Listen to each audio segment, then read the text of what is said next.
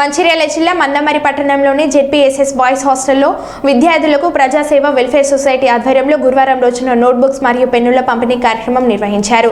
ఈ కార్యక్రమానికి ముఖ్య అతిథిగా మందమరి సీఏ శశిధర్ రెడ్డి పాల్గొన్నారు. వారి చేతుల మీదుగా విద్యార్థులకు బుక్స్ మరియు పెన్నులు పంపిణీ చేయడం జరిగింది. అనంతరం సీఏ మాట్లాడుతూ విద్యార్థులంతా బాగా చదువుకోవాలని, ఉన్నతమైన స్థాయికి ఎదగాలని, చెడు అలవాట్లకు బానిసలుగా మారకూడదని, తల్లిదండ్రులు గురువుల మాట వినడం వల్ల మన లక్ష్యం చేరుకుంటామని అన్నారు.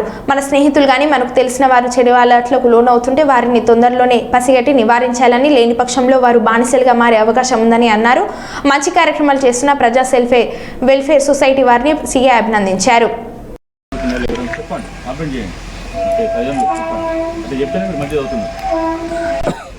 దాన్ని సద్వినియోగం చేసుకొని మంచిగా చదువుకోవాలి, మీ పేరెంట్స్కి మంచి పేరు తీసుకురావాలి. అందరూ కూడా ఎటువంటి చెడు అలవాట్లకు ఎవ్వరు కూడా బానిసలు రావాలి. సమస్యలు కూడా మీ స్టాఫ్ మేడంతో కూడా మాట్లాడతా చిన్న ఇష్యూస్ చెప్తా ఉన్నారు. మా పోలీస్ పరంగా కూడా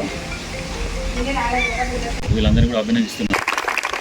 వాళ్ళంతటా వాళ్ళే 10 మంది కలిసి ఇంత అమౌంట్ వాళ్ళే సంపాదించుకునే అమౌంట్ను వేసుకొని పిల్లలకి ఏదో ఒకటి చేయాలి, తపన బయట వాళ్ళకి ఏదో ఒకటి చేయాలి. ఇంకా బయట కూడా పూర్ పర్సన్స్ కానీ, ఇంకా ఇల్లు లేని వాళ్ళకి కానీ, ఇంకా ఏది అట్లాంటి తత్వం అనేది అందరికి ఉండాలి.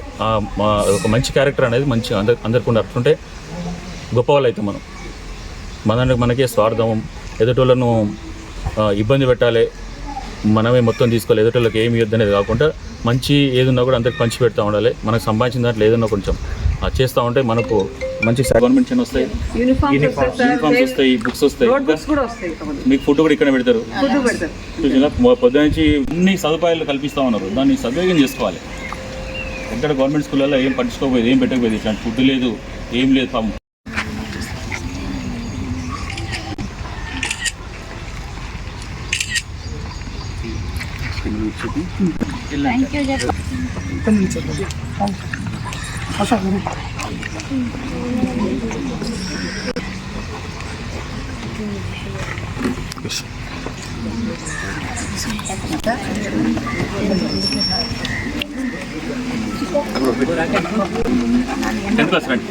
పంపిణీ కార్యక్రమం మీ యొక్క స్కూల్లో చేపడుతున్నారు.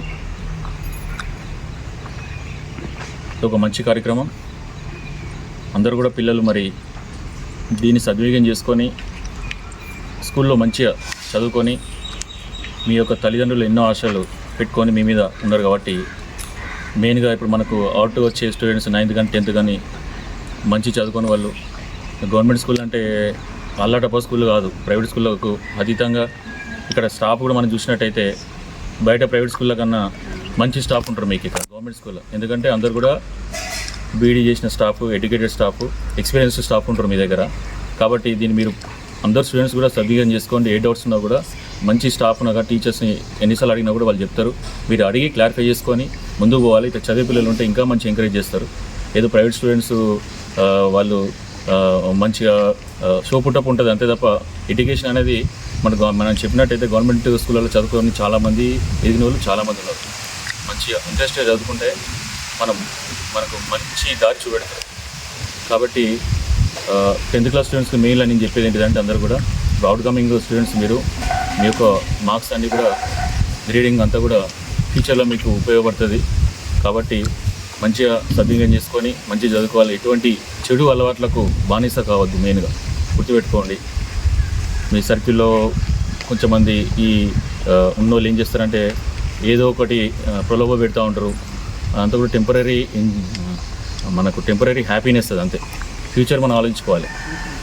టెంపరీ హ్యాపీనెస్లో మీరు దేనికన్నా బానిస అయిపోయిందంటే మీ లైఫ్ అంతా కూడా స్పాయిల్ అవుతుంది. మీ తల్లిదండ్రులు ఏమనుకుంటారు, మా బాబు మంచి స్కూల్కి పోయి మంచిగా చదువుకుంటాడు అనే ఫీలింగ్ వాళ్ళకు ఉంటుంది. ఇంటికాడ కష్టపడుతూ ఉంటారు, కూలి పని పోతారు, స్కూల్ పంపించిన మా వాడు మంచి కష్టపడతాడు, అమ్మాయి మంచి కష్టపడతామని వాళ్ళు అనుకుంటారు.